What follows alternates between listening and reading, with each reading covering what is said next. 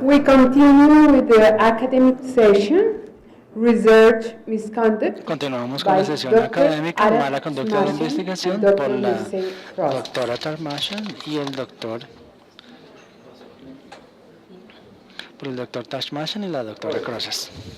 Ok, muchas gracias. Espero que no se cansen demasiado para este momento. Okay.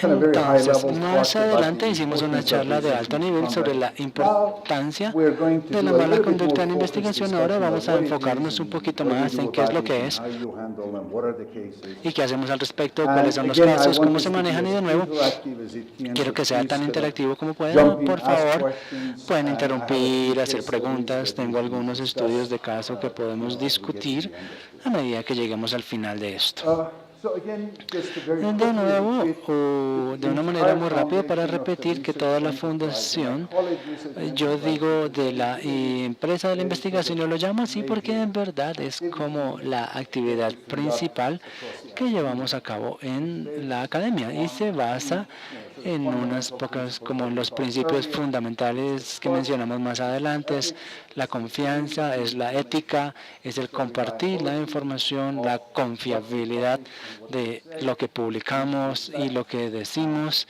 y es el respeto y, más importante que nada, el uso de lo que generamos como parte de nuestros datos de investigación para el bien común de la sociedad, para el mejoramiento de la sociedad. Y por parte de la responsabilidad de rendición de cuentas para la investigación desde el inicio, cuando empezamos con la idea de hacer la investigación, cuál es el concepto, todo el camino hasta la publicación y los procesos, que mantenemos una actitud responsable en todo el proceso, durante el diseño, la organización, la realización de la investigación y hasta reportarla. Y al final dice, bueno, la ciencia es una disciplina competitiva, somos competitivos, competimos por fondos, por promoción, por un cargo, una publicación, y ocasionalmente e infortunadamente hay momentos en que la gente manipula resultados o se inventa los resultados, como dijimos antes esta mañana. Infortunadamente esos son unos pocos casos. En general se está yendo bien.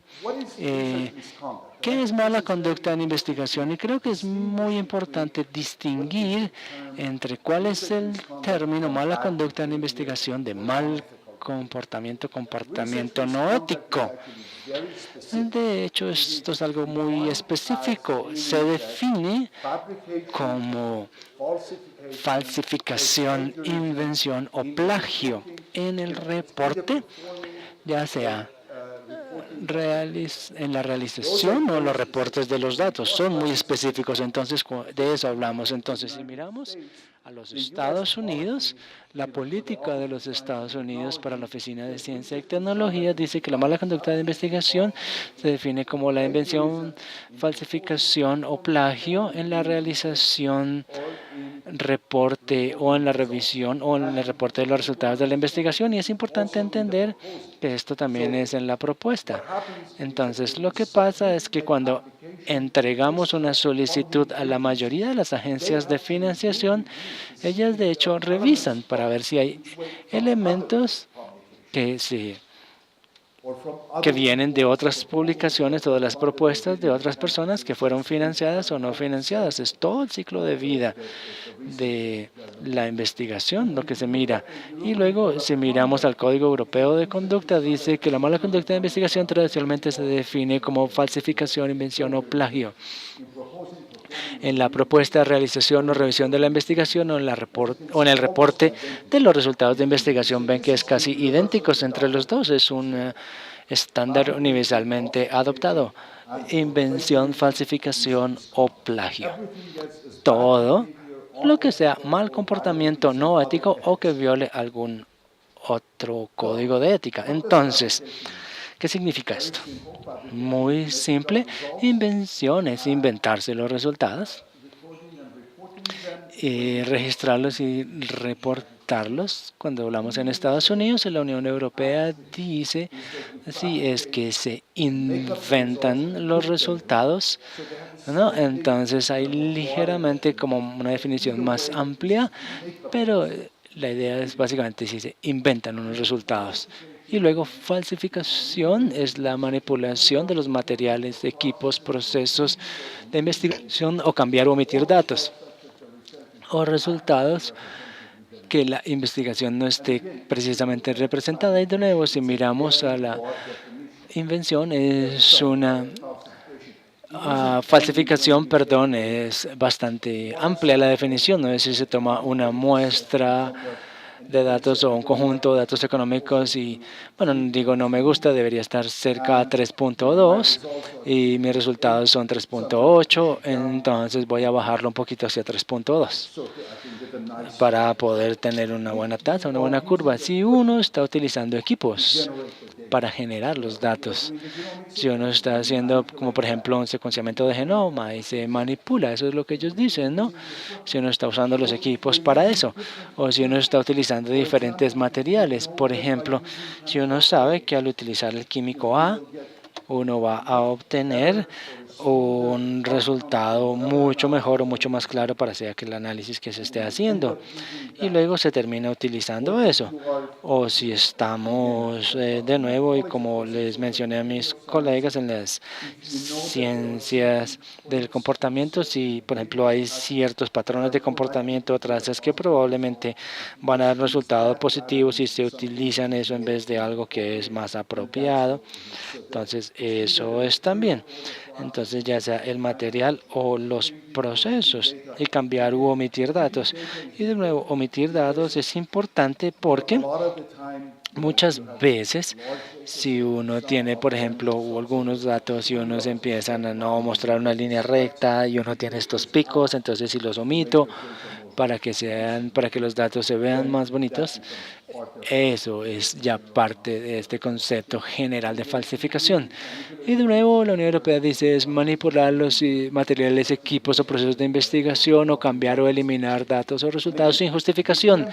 Y de nuevo, uno puede cambiar y eliminar algunos datos siempre y cuando uno los pueda justificar.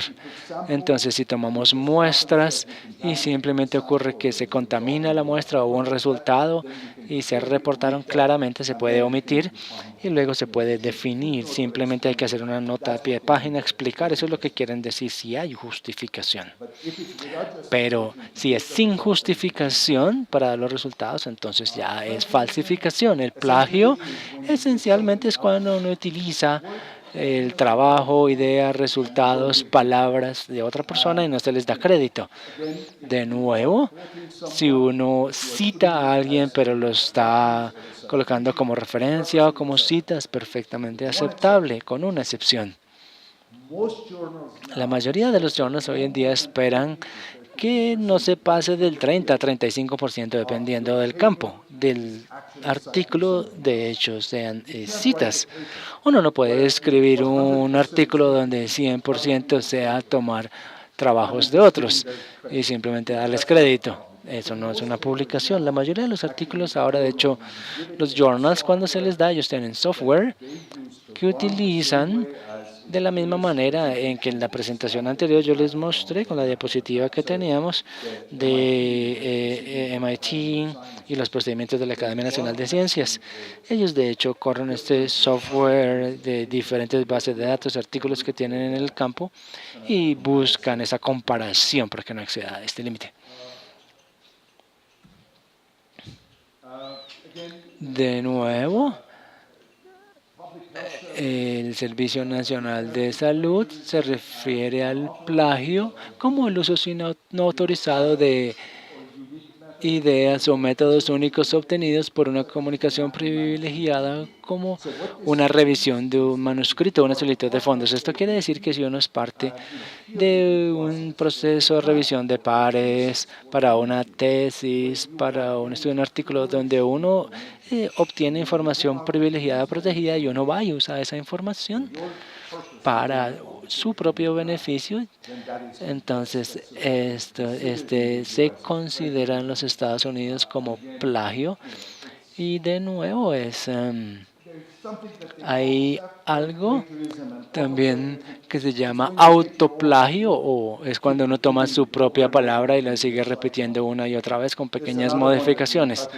Hay otra que vamos a hablar también en la sesión de publicaciones, que de hecho se llama la publicación salami, que es como tajarlo como a un salami o un salchichón. Se toma y se rompe en 6 artículos diferentes. De hecho, se llama publicación salami. Y luego hay otras formas de mala conducta que no siguen o no caen dentro de esta categoría. Hay códigos y prácticas que han surgido como prácticas de investigación cuestionables, y de nuevo recuerden que si uno generalmente sigue la norma y los métodos del campo y uno llega a un resultado y el resultado no es correcto, en verdad eso no es mala conducta, es un error honesto, y estos errores honestos ocurren, pero si uno se desvía significativamente del campo y nadie más, porque bueno, nadie más lo puede entender y uno sigue, eso se considera un tipo de práctica cuestionable de investigación, pero no es mala conducta, pero se investiga en la mayoría de los casos. Por esto es que si nos devolvemos hoy en día cuando hablamos del caso de Okabata, era una metodología tan nueva y nadie la había visto o hecho antes, y el hecho de que nadie la cuestionó y simplemente pasó todo el proceso de publicación fue inusual. De nuevo, no significa que no se puede llegar a nuevas teorías que son tan diferentes. Así es como progresa la ciencia. No, alguien llega a una nueva manera brillante de hacer las cosas, es simplemente que necesita ser sometida a un poco más de escrutinio antes de ser publicado. Y de nuevo, entonces también mala representación, distorsión o eliminación de datos voluntaria, de nuevo porque hemos visto casos a veces que no significativamente llega al tipo de invención. De hecho, se hacen 3 conjuntos de datos y luego se mezclan los datos para escoger los mejores resultados de los 3 sets de datos. Puede ser cuestionable. Y luego falta de aprobaciones de comités de ética. Alguien anteriormente mencionó, ¿no?, que había al mismo momento del caso de George que estaba ocurriendo, que había habido un número de hecho recientemente en la última década, donde de hecho se usaron sujetos humanos en la investigación. La investigación en sí no tenía fallas en el proceso, la recolección de datos, los reportes, etcétera, pero la aprobación del comité de éticas no se obtuvo y los artículos tuvieron que ser retirados. Entonces, por ejemplo, en la mayoría de las universidades en los Estados Unidos, si uno recolecta datos sin aprobación de un comité de ética y luego se va al comité de éticas para obtener la aprobación, no se puede utilizar, ¿no? Entonces, si uno quiere utilizarlos, uno tiene que ir al comité de ética y hay que justificar por qué. Y bajo ciertas circunstancias lo permiten, pero es una circunstancia excepcional. Y luego algunas otras formas que, de nuevo, no está esa definición técnica de mala conducta, pero son más violaciones del código de éticas, no siguen requisitos legales o regulatorios.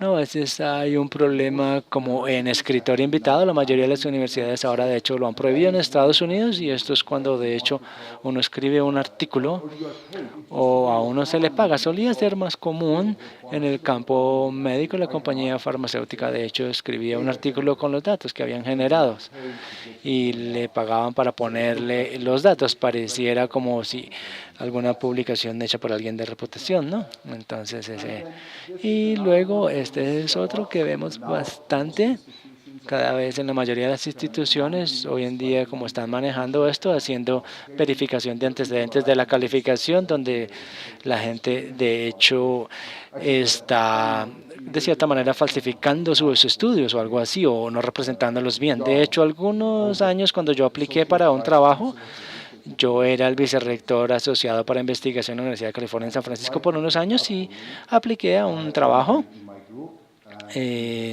Una persona, aplicó a un trabajo en mi grupo y puso que había estudiado ingeniería nuclear de la Universidad de Londres en el Queen Mary, y yo miré el tiempo y la fecha, era más o menos un año antes de haberme graduado yo.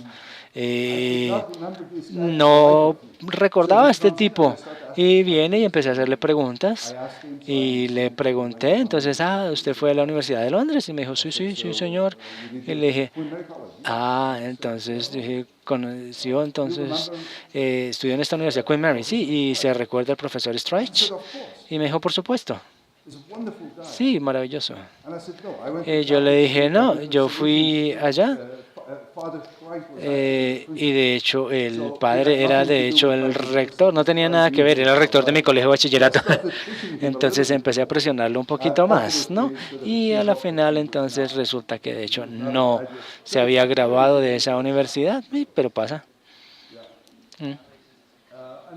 Y luego finalmente, muchos institutos a veces esperan que si uno cree o uno piensa que hay mala conducta, que se debe notificar con ellos. Pero de nuevo, son como normas éticas, ¿no?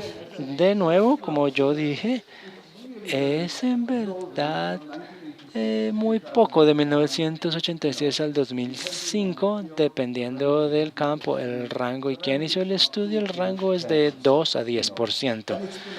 Y se ha elevado un poquito recientemente debido a algunos de los casos que hemos visto en China, en India, algunos otros emergentes, pero en general aún no es una tasa muy alta. Y de nuevo, algo para recordar es que se retracte un artículo no quiere decir necesariamente que hubo mala conducta. A veces si uno va y revisa de manera regular, a veces artículos que son retractados, muchos de ellos es a veces los autores, ellos mismos piden retractarse porque encontraron algo mal en su metodología o revisan los resultados y descubren que cometieron un error, contactan el journal, sí pueden hacer una corrección y de hecho, o una fe de ratas o algo lo hacen, pero algunas veces piden que por favor retiren el artículo hasta que tengan la oportunidad de arreglarlo y luego reentregarlo. Entonces el que se retracte no significa necesariamente que se hizo algo malo. De nuevo, creo que ya hablamos de esta gráfica y entonces con base en el hecho de que la mayoría de los países hoy en día de hecho están colocando como estas regulaciones, criterios o normas sobre cómo manejar esta mala conducta de investigación. Y a veces se están siguiendo los 3 o 4 o 5 financiadores principales que son la Unión Europea, los Estados Unidos, ya sea el Instituto Nacional de Salud o la Fundación Nacional de Ciencia. En Canadá todos tienen requisitos muy similares para las universidades, para que tengan procedimientos y políticas para la investigación de esta mala conducta. De nuevo,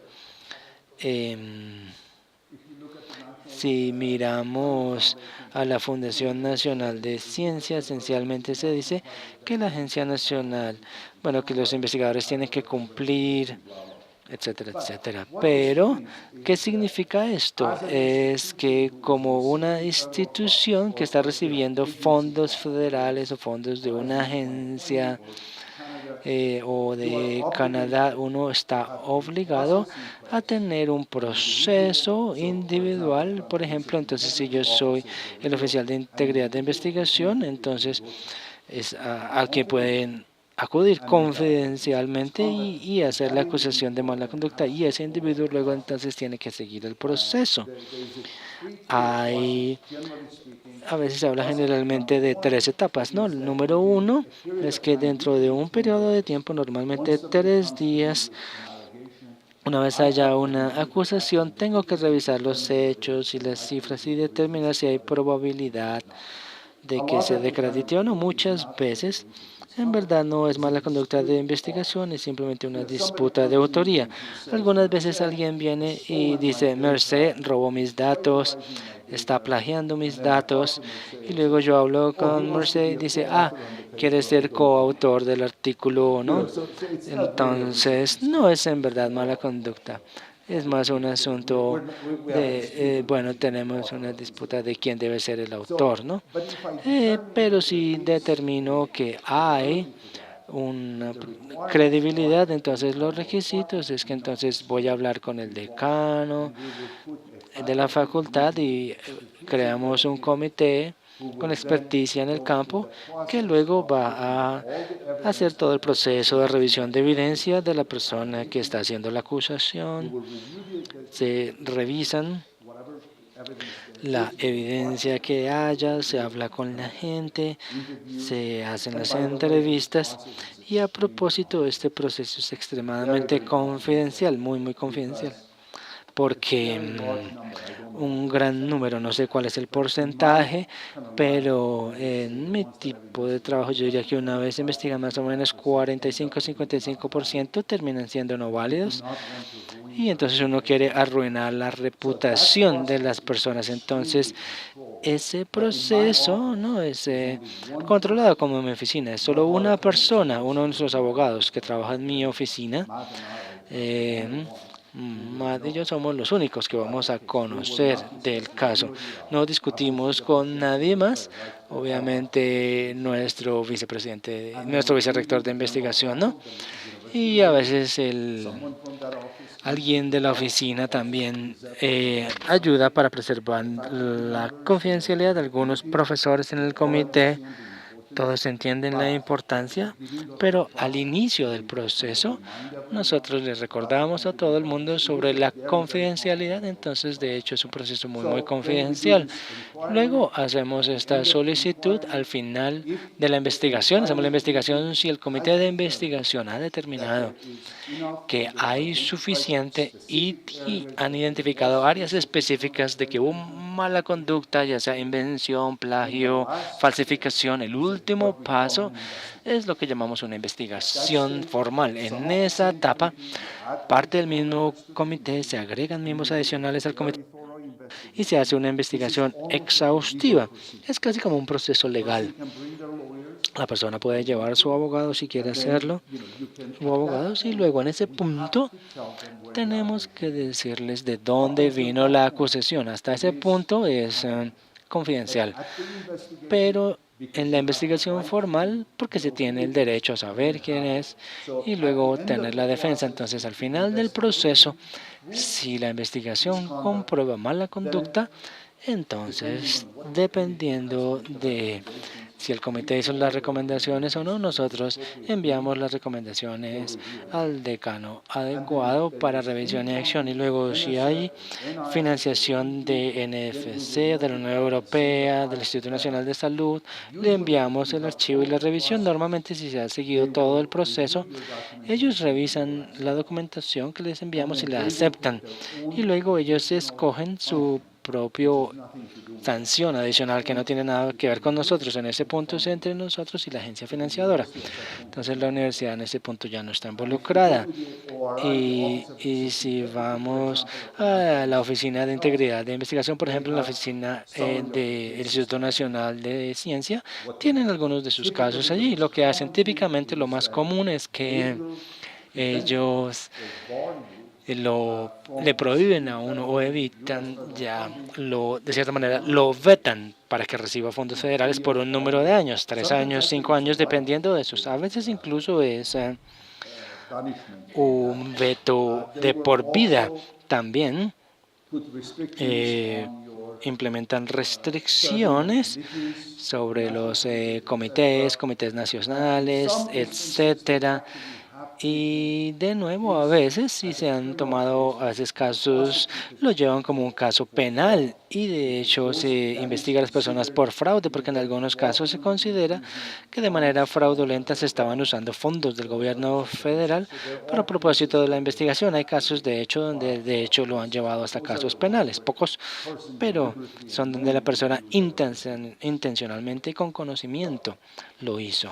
De manera similar, la OCDE también de hecho ha implementado y de nuevo la OCDE, como dije anteriormente, tiene un gran interés en la investigación como parte del crecimiento económico y parte de esto, entonces de hecho se publican reportes y de hecho en el 2006 el ministro de Educación, Ciencia, Tecnología y Deportes en Japón es responsable de esta actividad allí Ellos, de hecho, celebraron una conferencia sobre buenas prácticas para garantizar la integridad y prevenir la mala conducta y llegaron, que es muy similar, ¿no? Crearon un documento que es muy similar. De nuevo, aquí hay algunos ejemplos, no voy a leerlos todos, pero de nuevo muy similar. En la Unión Europea, la Fundación Europea de Ciencia tiene un código de práctica para la integridad de investigación y de hecho lo pueden leer. Los procesos son relativamente similares a los de los Estados Unidos, entonces es de cierta manera estandarizado. Ahora, ellos han permitido en la Unión Europea que cada país, bueno, en Gran Bretaña, el Consejo Nacional de Investigación o el Fondo de Investigación y Desarrollo han modificado y ligeramente cambiado, pero son muy similares en su proceso. Entonces, si se identifica, se hace la preinvestigación, investigación formal, se notifica, etcétera. Son procesos muy parecidos. Lo otro que es muy importante, y vamos a hablar un poquito más cuando hablamos de publicación, el Comité de Publicación, de la Ética en Publicaciones, se llama COPE, es una organización con miembros internacionales y casi todos los diarios de buena reputación son miembros de COPE. COPE ha establecido un conjunto de principios y normas éticas para publicación que maneja el plagio, la mala conducta, que se debe hacer y que no se debe hacer. A propósito, también voy a mencionar esto, pero vamos a hablar un poquito más durante la sesión de publicación. Si se publica lo que se conoce como un trabajo predatorio, hay muchos journals en que si uno paga entre 150 a 300 mil dólares estadounidenses, publican cualquier artículo que se les dé. Y le dicen que se hizo revisión de par, pero la revisión de pares en verdad no existe. Yo en el último año probablemente recibí entre 35 a 40 invitaciones debido a mi reputación, entre comillas, mundial en campos como sanación de heridas, de lo que no sé nada, o bueno, cualquier cosa para que sea un revisor de pares. En muchos de estos journals, para lo que pagan entre 250 mil o 750 mil dólares, incluso por cada artículo que yo revise. Y el hecho de que me estén mirando como un radiobiólogo y de hecho me felicitan por mis publicaciones en cáncer, que no tengo, entonces me dice que es una publicación basura, ¿no? Entonces, de hecho, pero a medida de que vamos a ver las publicaciones, vamos a mirar, si no es miembro de COPE, no publiquen, no tiene reputación. Porque COPE tiene un conjunto de estándares que son muy consistentes en términos de la responsabilidad del individuo, la institución y los editores del journal. Por esto es que muchos de ellos, de hecho, le piden a uno que dé los datos en crudo que se utilizaron, piden también una certificación del comité de éticas de la institución, etcétera, etcétera. Entonces es algo muy importante para nosotros. Y de nuevo, si miramos a las guías de COPE, son muy consistentes con los requisitos regulatorios porque es una organización internacional, ¿no? Entonces, ¿cuáles son las responsabilidades de las instituciones? La responsabilidad principal para evitar mala conducta en la investigación con el investigador. Bueno, nosotros no podemos regular, tiene que ser una cultura donde todo el mundo que haga la investigación entienda los principios y haga lo correcto. Pero, en últimas, la institución es responsable de garantizar de que los profesores, investigadores estén familiarizados con la infraestructura y que estén haciendo la ciencia de manera responsable. Porque, de nuevo, recuerde, yo dije anteriormente, los subsidios o los dineros, de hecho, se les da o se les entregan a las instituciones, no a los individuos. Entonces, en últimas es el papel de la institución tener un programa y garantizar que haya esta infraestructura de responsabilidad. Y la institución esencialmente tiene que promover una investigación de manera responsable, desmotivar la mala conducta y manejar inmediatamente cualquier acusación de posible mala conducta. Porque si se hace, si alguien viene y empieza a quejarse o a acusar sobre mala conducta, si yo lo ignoro, rápidamente va a salir la palabra, no pierdan el tiempo porque no hacen nada. Pero de hecho, si uno lo hace, inicia el proceso y a propósito, parte del proceso es revisarlo. Incluso si se llega hasta la investigación, tiene que ser confidencial, debemos comunicarnos constantemente con la persona que hizo la acusación y decirles qué estamos haciendo, porque queremos que quieran que entiendan que lo estamos tomando en serio, que entiendan que lo tomamos en serio. De nuevo, los empleados y todo el mundo debe saber cómo hacer este tipo de acusaciones. Es importante tener un proceso claro, que todo el mundo conozca a quién acudir, cómo hacer la acusación. En gran parte de Estados Unidos y Canadá hay un número telefónico a la que las personas pueden llamar de manera anónima. En algunos institutos, de hecho, son compañías por fuera de la universidad que manejan, se llaman el punto de contacto ético, y de hecho se llama a ese grupo, se deja la acusación allí con ellos y ellos la pasan a la universidad. Pero hay que tener un mecanismo que las personas puedan de manera confidencial acudir sin tener temor a ninguna retribución o castigo, sin esperar nada tampoco. A cambio, de nuevo, esto es extremadamente importante, ¿no? La confidencialidad y proteger la reputación de todos los individuos involucrados. De nuevo, también la protección de la persona que se queja, de la persona que hace la acusación. Obviamente, en Estados Unidos hay una ley que se llama la Ley de Protección, que quiere decir que si alguien de manera anónima hace una acusación de mala conducta, a los informantes se les debe proteger. Si al final del proceso resulta que fue una acusación maliciosa, que la persona hizo la acusación para arruinar o desacreditar a alguien, pues hay castigo, pero si no, no se puede tomar absolutamente ninguna acción. Entonces se protege a los informantes. Bueno, no voy a mostrar todo esto. Esto es el proceso en el que se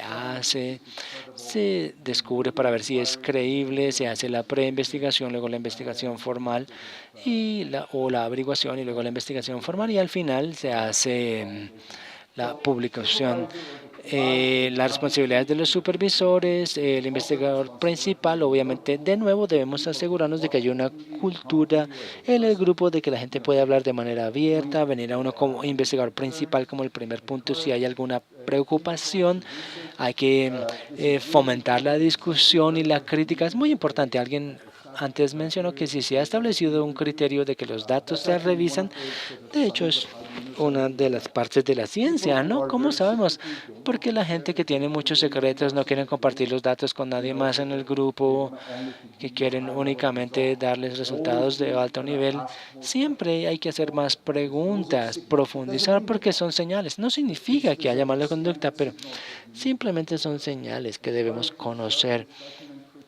También hay que motivar, como dijimos, la discusión y la crítica. Hay que siempre pedir los datos crudos. Es sorprendente cuántas veces la gente entra en estas situaciones donde hay una acusación de mala conducta, se hace una investigación, se llega a los resultados y de hecho en verdad había mala conducta.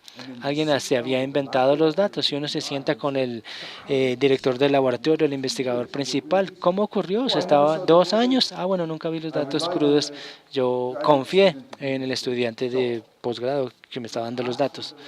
Hay que pedir los datos, imágenes, tablas. Infortunadamente, hoy en día nosotros vemos cada vez más y más manipulación de imágenes y gráficas y tablas debido al hecho de que muchos datos electrónicos, ¿no? Muchos datos se generan de manera electrónica, entonces es más fácil manipular los datos, las imágenes. Tuvimos un mal caso, infortunadamente, de hecho, hubo un investigador de nosotros, de hecho, que estaba trabajando en un hospital afiliado, ahora ya es público, ya puedo hablar de esto por eso. Entonces, de hecho, estaba investigando en células madres y estaba diciendo para infarto del miocardio, estaba diciendo que inyecciones de células madres causaba regeneración de músculo y de células, y alguien llegó y hizo la acusación y luego se miraron los datos y las imágenes que habían mostrado, que de hecho había utilizado Photoshop para manipular los datos. En verdad, y fue una gran vergüenza, porque de nuevo fue un gran daño no solamente para él ni para todos los demás, porque al final del día al campo de investigación de células madres, de nuevo todo el mundo, ¿no? Como que los lleva atrás 5 años, 6 años, la gente pierde la confianza. Entonces las imágenes, etcétera, si las miramos, es muy fácil hoy en día. Es muy fácil hoy en día, de cierta manera, manipular las imágenes, etcétera. De nuevo, hay que mirar a todos los libros de laboratorio, datos electrónicos. Si alguien genera datos electrónicos, debemos asegurarnos que hay un proceso.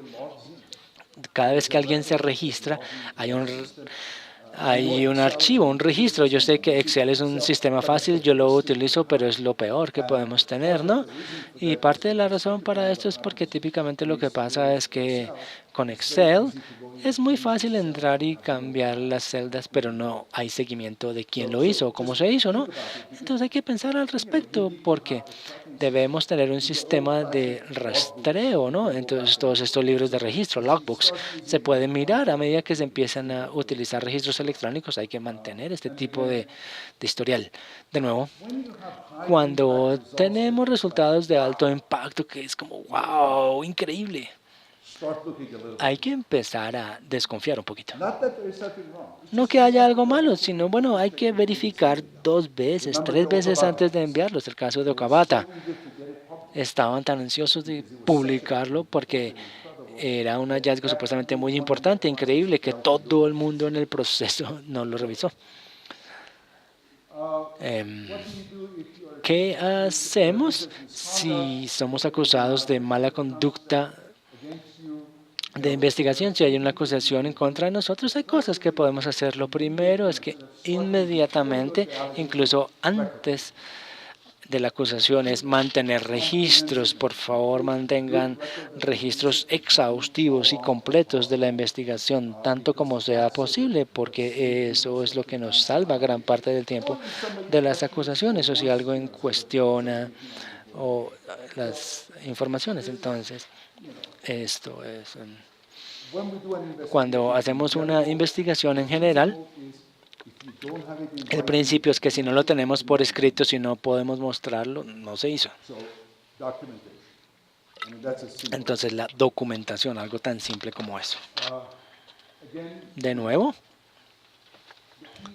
lo más fácil es, de nuevo, mi opinión honesta es que si en verdad se hizo algo malo, hay que decirlo, aceptarlo y mirar para el comité que revise las circunstancias. Yo he visto en años, entre más se niegue y el comité de investigación, que son sus pares, otros investigadores, se encuentran casos de mala conducta, de hecho, van a recomendar sanciones más duras o más severas, ¿no? De lo que hubiera sido si uno hubiera aceptado. Pero más importante, no vayan a borrar registros. Yo he visto eso también. La gente entra en pánico y empiezan a borrar. No vaya y hable con sus colegas. Les voy a dar un ejemplo, porque esto ha pasado. Fue que hubo una pregunta sobre algo que podía ocurrir o no, y la persona literalmente fue con sus colegas y dijo: ¿usted se acuerda del año pasado cuando en el laboratorio estábamos hablando de esto? Y estaba tratando como que de hacer que la gente creyera que habían hablado de eso. Entonces, no, para que cuando se fuera a hacer la entrevista, y yo le dije a Mercedes: ¿usted se acuerda de haber hablado con Gonzalo sobre tal cosa? Y empezó a decir: ay, sí, yo me acuerdo más o menos. Pero es como si que en verdad no era cierto. Porque eso es, incluso pues, no traten de hacer demasiado. Mi experiencia es que la mayoría de los casos, la evidencia resulta y muestra lo que de verdad ocurrió. Entonces, como dije, 40-50% de los casos demuestran en la investigación que no era nada malo, pero los otros sí. De nuevo, que entonces lo opuesto es qué hacer si uno encuentra o cree que alguien está incurriendo en esta mala conducta, en este fraude, ¿no? Entonces, ¿qué hacemos? ¿Lo tiramos a la basura y nos olvidamos de esto? ¿Qué hacemos, no? ¿Cuántos de ustedes irían, de hecho, y hablaran con alguien al respecto? ¿Cuántos? Alcen la mano. 2 personas nomás acusarían, los demás se harían los locos. Bueno, no, pero eso es decir, lo que hay que hacer, y de nuevo creo que no, más de ese lado, hay que establecer una persona, un individuo, claramente al que puedan ir a hablar, porque yo sé, algunas veces es muy difícil cuando está trabajando con un colega, es a veces como difícil enfrentar al colega, está haciendo esto, hizo esto o no. Por eso es que el sistema de reporte confidencial es muy importante. Aquí es donde, de hecho, el departamento, el consejo o el decano pueden jugar un papel crítico, y en la mayoría de instituciones, de hecho, los decanos, vicedecanos de investigación o rector, vicerrector de investigación van a ser el primer punto al que se va, y luego el consejo puede ser, me parece serio, vamos, hablemos con el comité o con la persona, etcétera, o la oficina de integridad de investigación de nuevo. Hay que buscar qué es lo mejor para usted, su cultura. Generalmente hablando, en Estados Unidos hay una oficina institucional cuyo trabajo es hacer esto, pero hay diferentes modelos, y muchos de estos a nivel de oficinas, etcétera.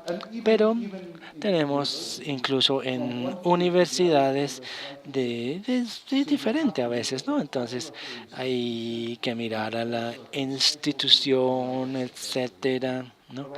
Entonces, en última, tiene que ser a nivel institucional, entonces, donde la gente puede, de hecho, tener confianza de hablar sin temor.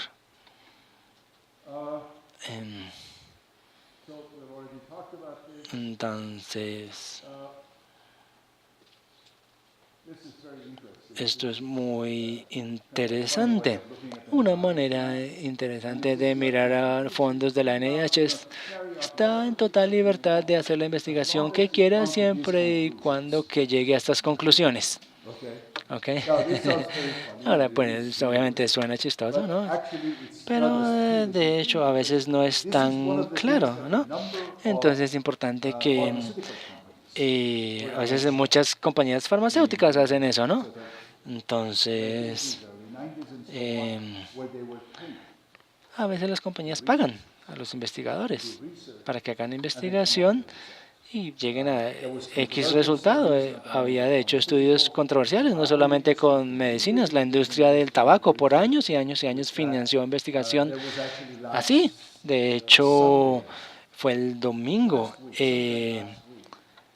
pasado, la semana pasada, hubo un artículo que salió en el New York Times, creo que fue, donde aparentemente hubo unos estudios financiados por la industria del alcohol sobre los beneficios de bajo consumo de alcohol en opuesto a lo crónico. Esto ocurre en la industria. De nuevo, sí, hay que tener mucho cuidado porque es mala conducta, ¿no? Porque obviamente, de hecho, ahora lo vemos, muchos de los estudios en el cambio climático, donde también allí ocurre como ciertas compañías o fundaciones de falsas ambientales, de hecho, reciben dinero de la industria de combustibles fósiles. ¿Tenemos a alguien de salud pública? Sé que tenemos aquí, ¿no? De área médica. Ustedes, los que son de el área médica o salud pública, no sé si han visto sobre Philip Morris Internacional, ahora en cierta fundación, y van a financiar más o menos $1.000 millones estadounidenses en los siguientes 10 años, más o menos 85 millones de dólares al año, lo que llaman hacia un mundo libre de humo, no libre de tabaco, libre de humo. Y lo que están mirando para investigadores y academia es para que hagan estudios de esos vaporizadores, ¿no? Como esos tabacos que no se queman y otras técnicas que tienen. Y es obviamente, hubo un panel de investigación del gobierno de Gran Bretaña, creo que fue en noviembre, diciembre del año pasado, que básicamente dice que el gobierno de Gran Bretaña asesora que no deben cambiar las regulaciones sobre los productos de tabaco, deberían considerarse igual que el tabaco. En Harvard, por ejemplo, así se llaman vaporizadores. Tenemos unos profesores que de hecho habían pedido si podían participar en esta investigación, perdón, y categóricamente les dijimos no pueden recibir ningún dinero de esa industria, y de hecho fue a profesores. De hecho, se aprobó una resolución para que no se permita que nada de este dinero entre en nuestro campus para esta investigación. Entonces, lo que estamos diciendo es que a pesar de que no estamos teniendo cuidado, ¿no? Entonces, podemos decir industria de tabaco, en verdad es algunas cosas que ocurren con cuidado. Cierto tipo de investigación que puede ocurrir, porque en esencia, pues se va a manipular el diseño experimental con base en la metodología para llegar a un resultado, ¿no? Entonces, bueno, ok. Entonces, la idea final es que para que todo el mundo entienda qué significa mala conducta en investigación y cómo arreglar. A propósito, espero que sea la foto adecuada, no sé. Le pueda ayudar a todo el mundo, pero lo más importante es tener un diálogo serio y abierto en la institución y tener este tipo de discusiones. Nombrar al individuo como el funcionario de integridad de investigación, implementar una política con la participación de los investigadores, profesores. Y de nuevo, ¿no? Si se va a la Fundación Europea, tienen plantillas, de hecho, ¿no? Todo el mundo copia lo mismo, es decir, no hay que inventarse procesos, ya existen.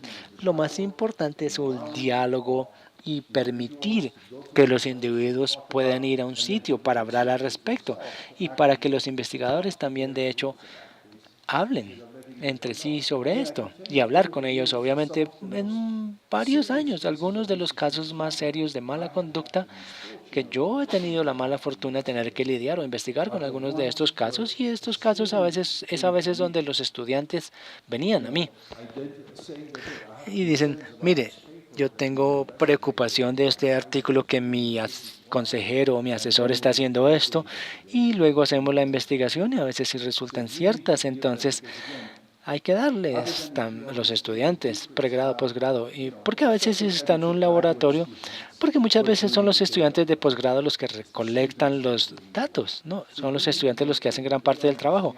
Hay que asegurarnos de que se entiende y de que ellos tienen que entender cómo manejar esto, porque la facultad y la universidad es responsable de la reputación, entonces hay que involucrar a todos. ¿Alguna pregunta en este punto? Si no, quiero mostrarles algunos casos y empezamos. No sé si alguien tiene alguna pregunta en este punto para... No, ok, sigo. Sí, señor, por favor.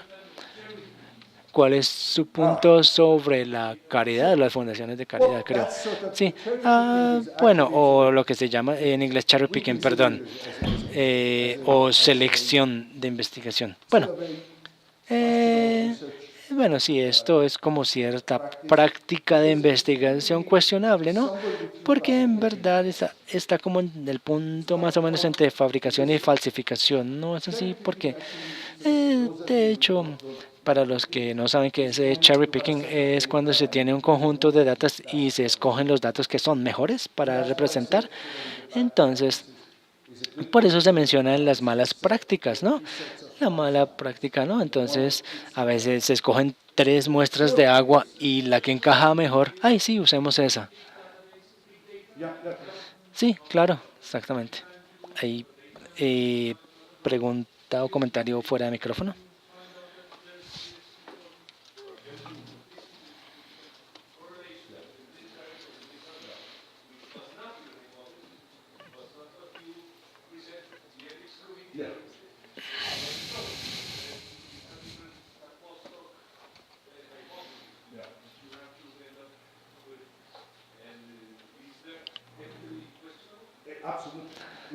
Sí, de hecho, eso es una de las áreas en que ahora con la ciencia de datos y Big Data se está convirtiendo en práctica cuestionable, porque lo que pasa absolutamente, como dice, yo estoy buscando la correlación entre comerse un banano al día y la pérdida de cabello.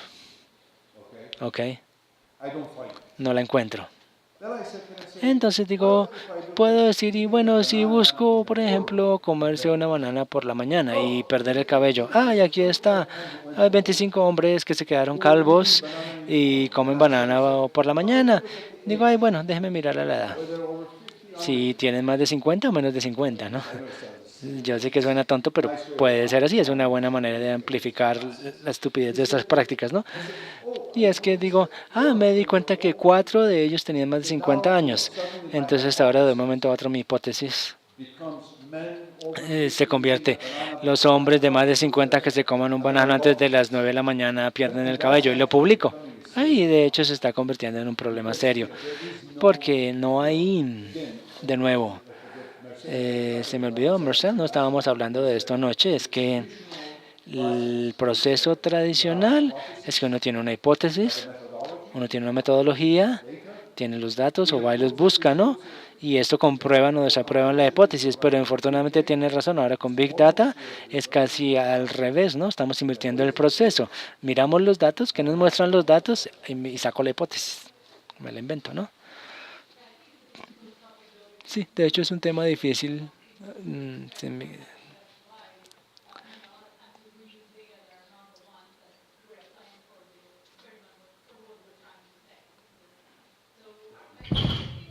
Fuera de micrófono.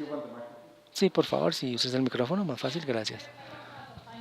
Sí, no tengo una respuesta final para eso, pero es un tema delicado y creo que, bueno, obviamente no todos los casos son así o necesariamente significan mala conducta, ¿no? Simplemente significa porque a veces se utilizan los datos de manera diferente, porque hay muchas maneras de hacerlo o de registrar el comportamiento humano, por ejemplo, ¿no?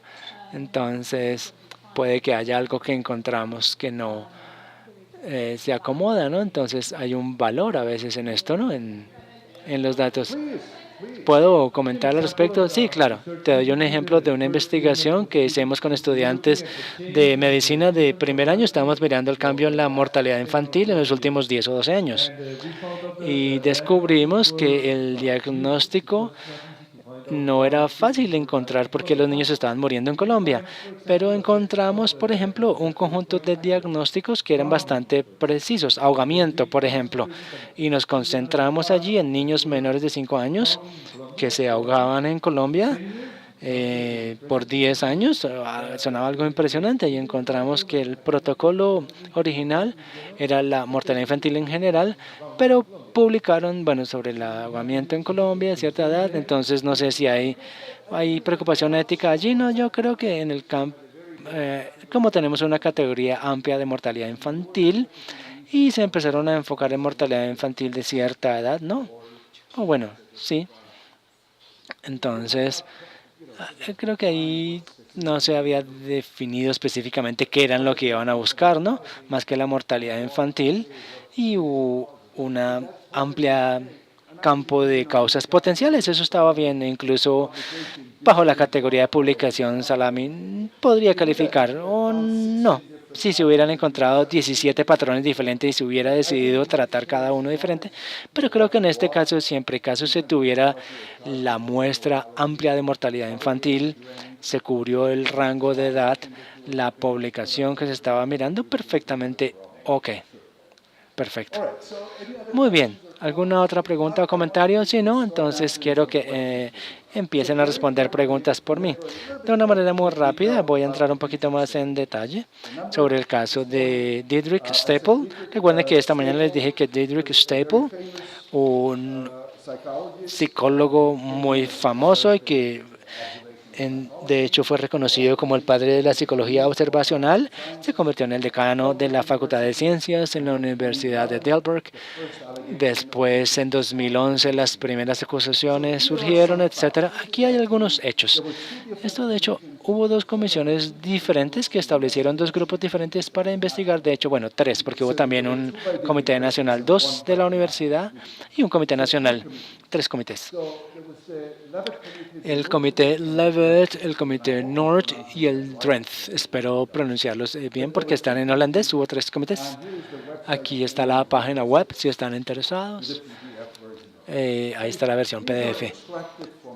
Pero estos son extractos del reporte.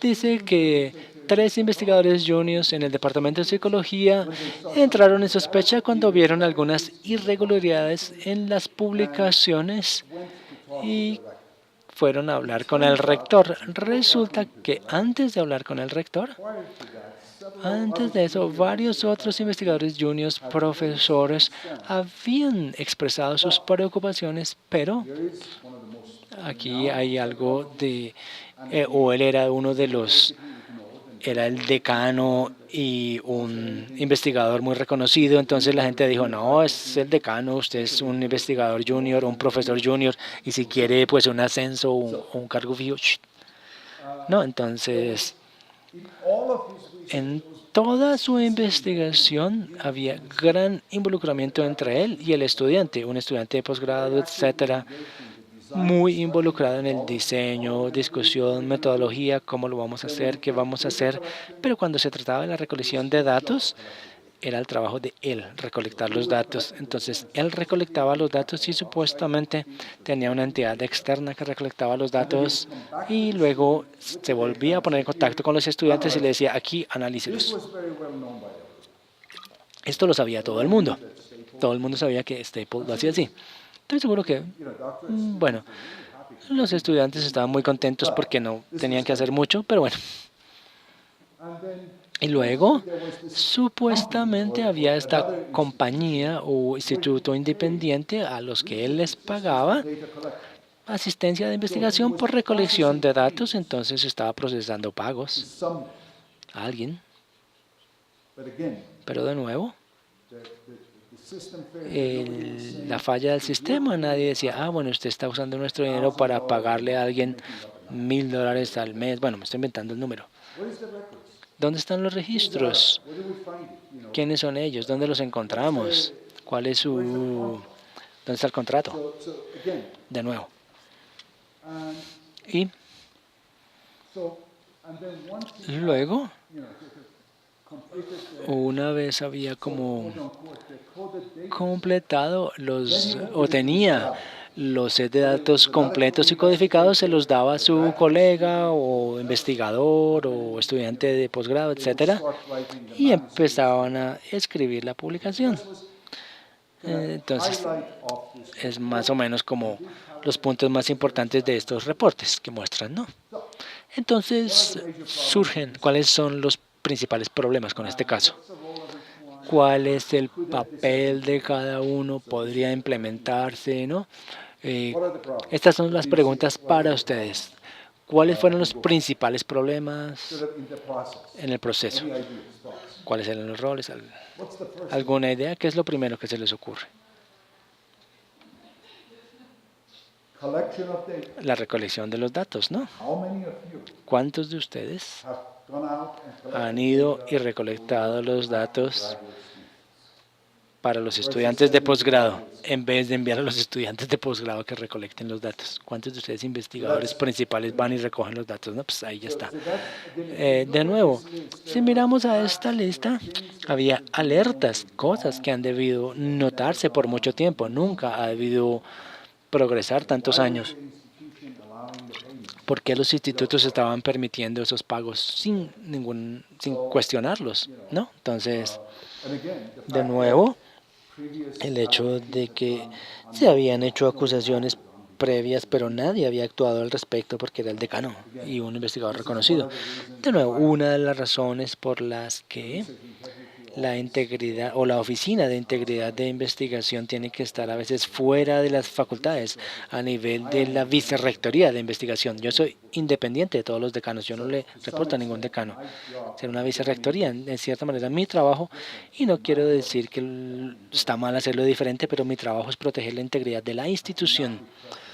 Yo no puedo recibir presiones de ningún decano o jefe o director de departamento. Por eso es que estoy en este cargo. Yo no estoy diciendo que los decanos o hagan esto, etcétera, pero simplemente es la percepción de que si uno es un investigador y viene a quejarse conmigo, pues es diferente que si estoy por fuera de la facultad, ¿no?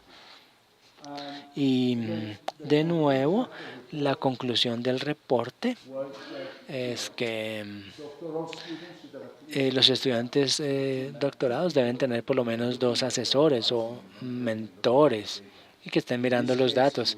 En este caso era una sola persona, era el único, él.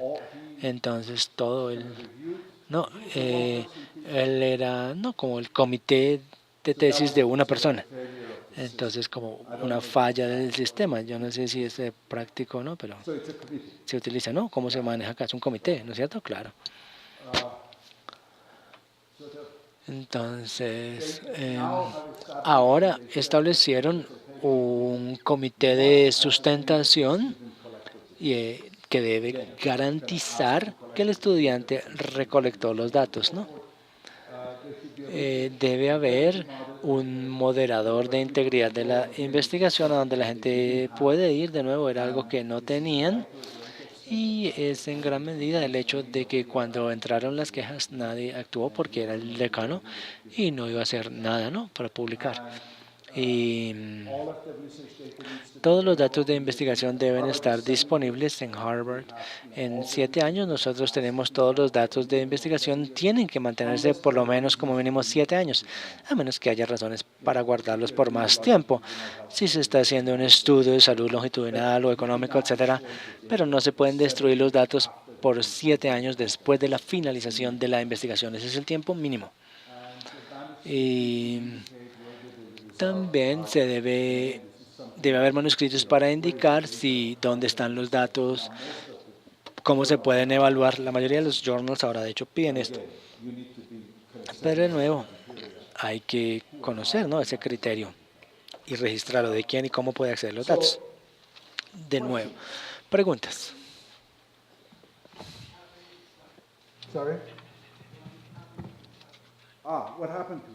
¿Qué le pasó a él? Ok.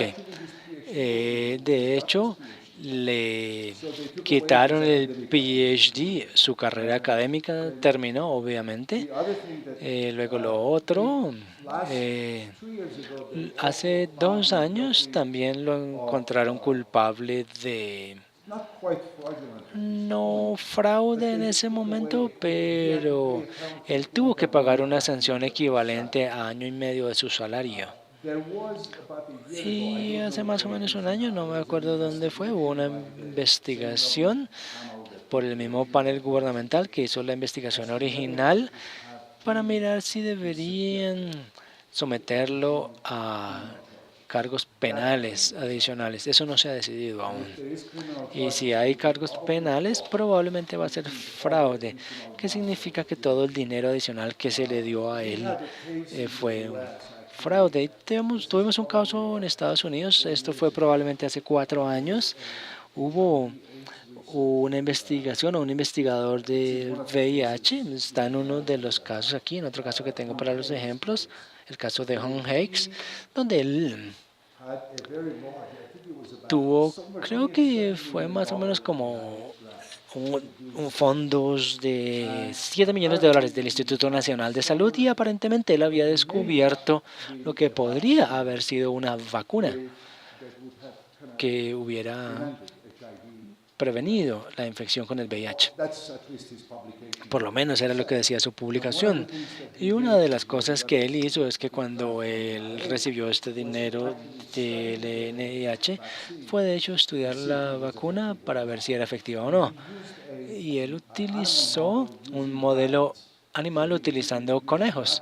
Estaba utilizando conejos donde supuestamente había 2 grupos de conejos, uno que era inoculado o vacunado con su vacuna y el segundo no. Y ambos de ellos luego eran infectados con el VIH y los resultados mostraban de hecho resultados espectaculares de que los vacunados significativamente tenían una tasa mucho más baja de infección, etcétera, etcétera. Bueno, y obviamente había recibido la patente, la universidad, muchas fotos con el rector de la universidad, etcétera, etcétera. ¿Por qué? Y de hecho empezó una compañía que iba a ser comprada por alguna compañía farmacéutica. Entonces alguien llegó y dijo, de hecho, lo que estaba haciendo es que los animales vacunados versus los no vacunados, de hecho, estaba inyectando directamente a las muestras antes de ir al análisis. Está manipulando las muestras de sangre en el conejo. Entonces eso, de hecho, como resultado de esa mala conducta de investigación, la universidad identificó que absolutamente él estaba manipulando las muestras. Entonces, él esencialmente estaba manipulando, fabricando los datos. Y eso resultó en mala conducta científica. Luego se reportó al Instituto Nacional de Salud y luego a nivel de gobierno federal descubrieron que bueno, había sido tan malo de que constituía fraude. Entonces, uno de los pocos casos donde el gobierno federal, de hecho el Departamento de Justicia, presentó cargos penales en contra de él y de hecho fue acusado, sentenciado a 5 años de prisión y $7.5 millones en multa. Es decir, básicamente devolver todo el dinero que le habían dado. De nuevo, este es otro caso que ocurrió y estamos viendo esto cada vez más como frecuencia. En la mayoría de estos casos de fraude, de hecho, esencialmente, bueno, no lo consideran como fraude, ¿no?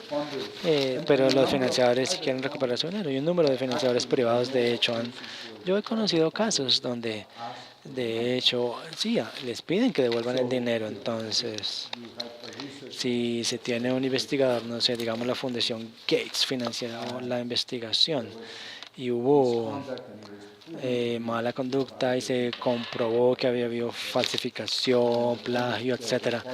Entonces el financiador le pide de vuelta todo el dinero de la investigación porque eso se está volviendo cada vez más. Pero sí, reciben cubrimiento de algunos casos que han sido cubiertos por medios, pero en casos de situaciones más pequeñas, como casos más pequeños, hay un registro nacional en el que las instituciones puedan compartir esta información, porque de hecho aquí lo clave es aumentar el costo reputacional para los científicos que están dispuestos a hacer algo malo, ¿no? Esa es una pregunta muy buena e infortunadamente la respuesta es no, porque lo que pasa es que muchas veces el investigador decide que no quiere la publicidad. Bueno, entonces una vez, porque la mayoría parte del tiempo, una vez se hace la averiguación y la investigación, ya es algo serio, ¿no?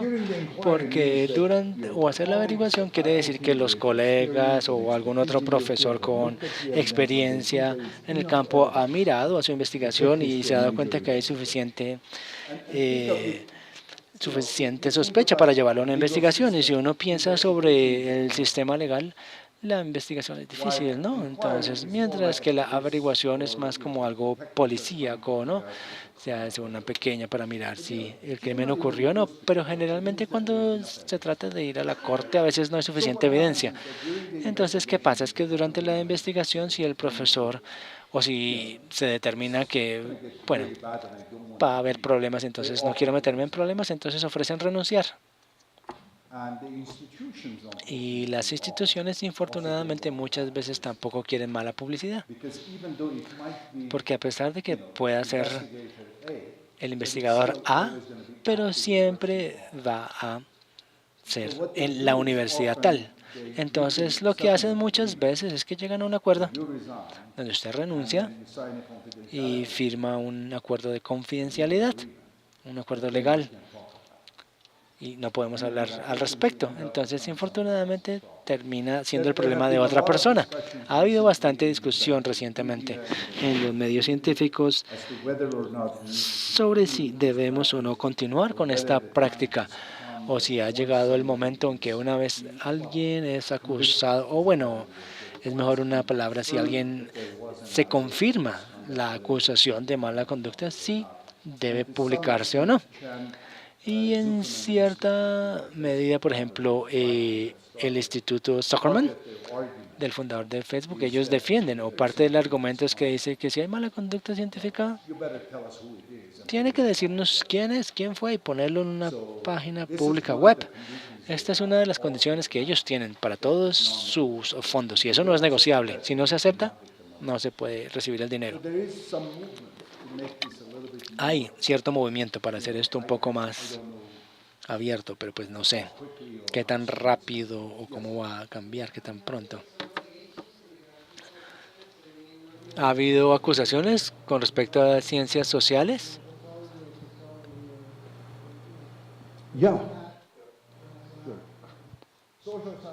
Sí, las ciencias sociales, de hecho, nosotros recibimos acusaciones, sí, no simplemente en mi institución, sino en otros sitios también. El problema con muchas de las ciencias sociales es que los datos de lo que se está observando son únicos a esas circunstancias.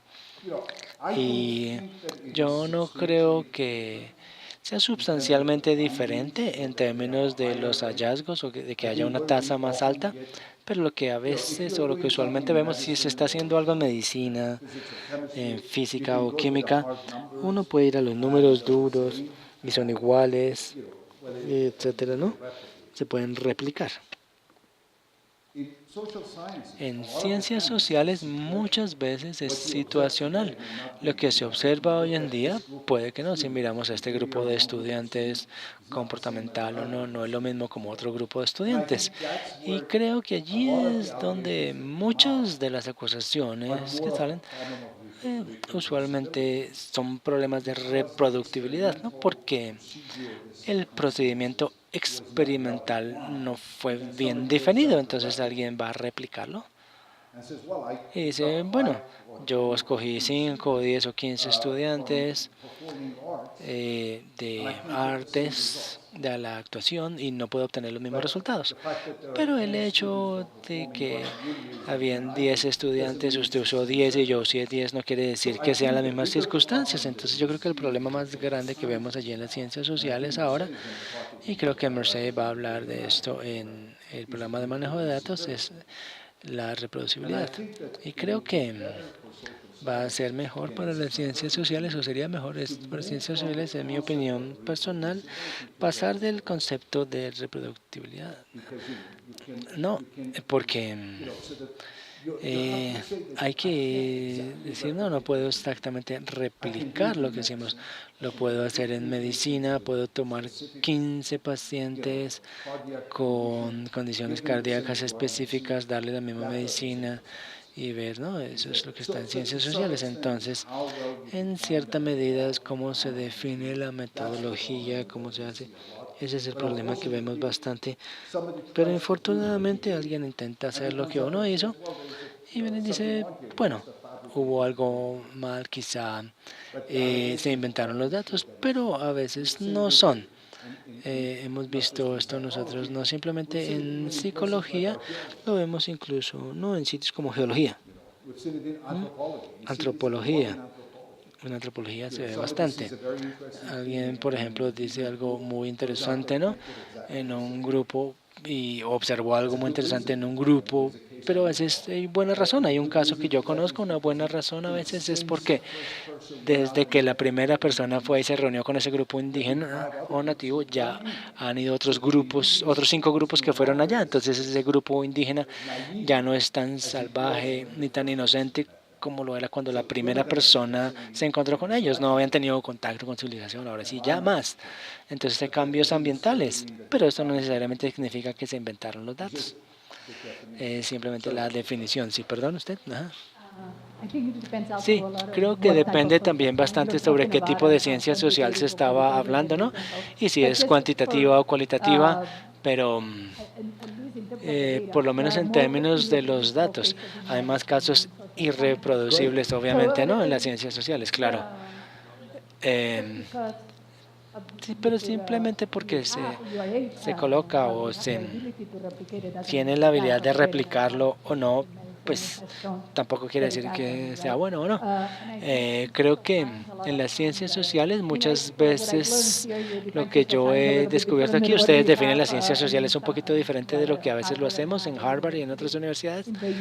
En Estados Unidos nosotros incluimos psicología, economía, etcétera. Entonces algunas de ellas son bastante cuantitativas y se puede, de cierta manera, el tema no es tan seguido, ¿no? Algunos casos se pueden, no hay tanto sesgo, ¿no? En términos de cuando los datos son cuantitativos, sino cualitativos.